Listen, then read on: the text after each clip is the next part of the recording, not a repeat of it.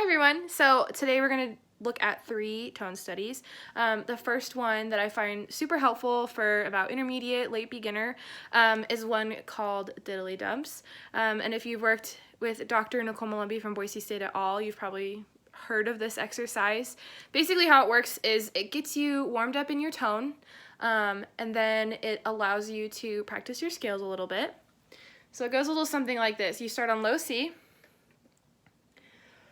So you go 1, 2, 3, 4, 4, 3, 2, 1,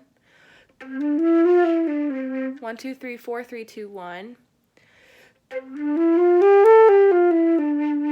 1, 2, 3, 4, 5, 4, 3, 2, and that 2 becomes your new 1. So we just did C major, and now we're going to do D major in the same pattern.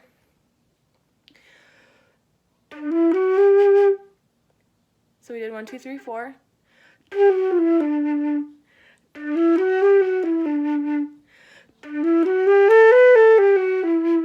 Okay, so we went through the sequence, and then we ended up on E major, and then you would just continue the pattern like that, and then it keeps going, and eventually you can get to higher register stuff, and you stop whenever you're comfortable. The good thing about this is it's something easy for kids to memorize, and it allows them to think about their tone as well as their scales. So it's only 4 to 5 notes of the scale, but it gets it in your ear, and it prepares you for the rest of your rep.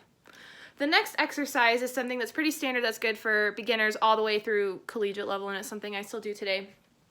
So you start on a B3, so this. Start on B, and then you go down a half step. So let's say we hold the B for about 4 counts. Hold it until you think you have a good tone, so go ahead and find a good tone.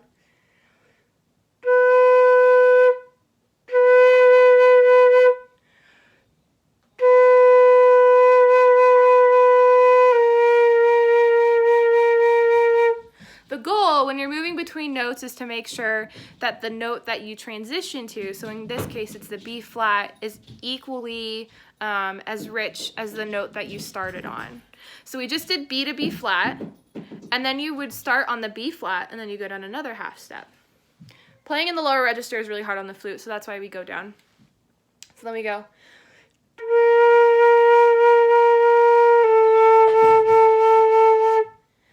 Did you hear how my A got really weak at the end? So I would go ahead and do that again.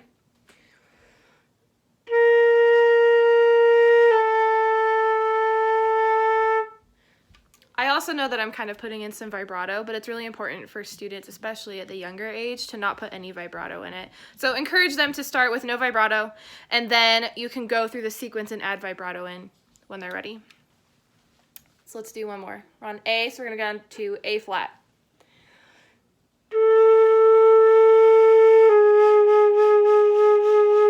Let's do it without vibrato.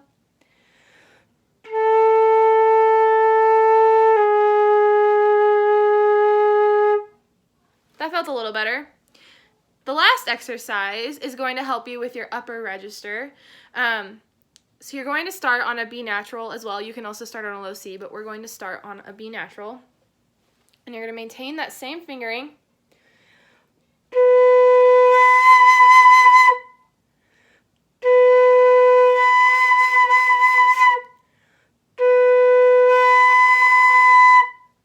And you're going to slur, do an octave slur up to the B an octave above that. So we're starting on lower B, and we're going up to the one above it. So we're doing an octave slur, and we maintain that same fingering.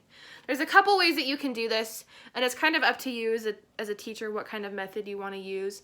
But I think for younger kids, it's good to encourage using their breath as well as their lips to slur up. And the way you do that is pointing these more forward, and then you also push more air. So the way that you can think about your air is like a continuous rainbow, and you don't know where it's going to end. So you're at the B. We're starting our rainbow right here. And then we're going to start rainbowing up.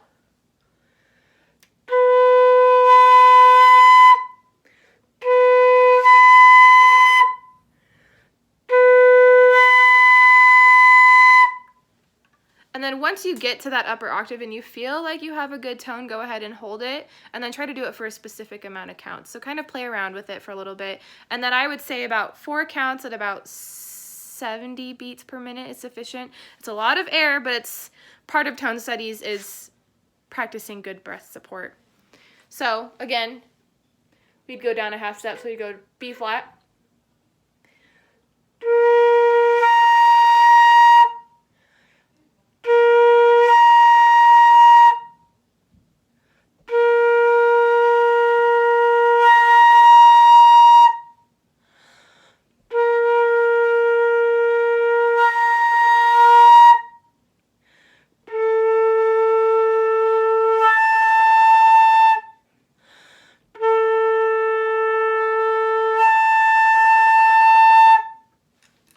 So then you just keep going down in half steps.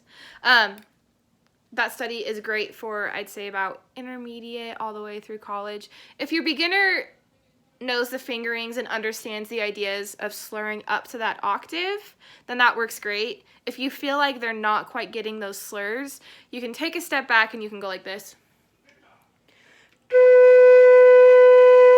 Rest, 2. So you can put a rest between it and they re-articulate the upper octave.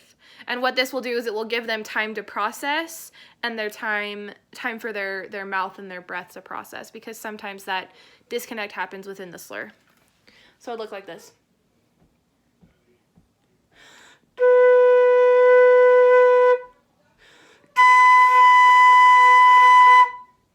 And then once they have a hold of that, you can go ahead and put it together. I think that's all. Thank you for watching.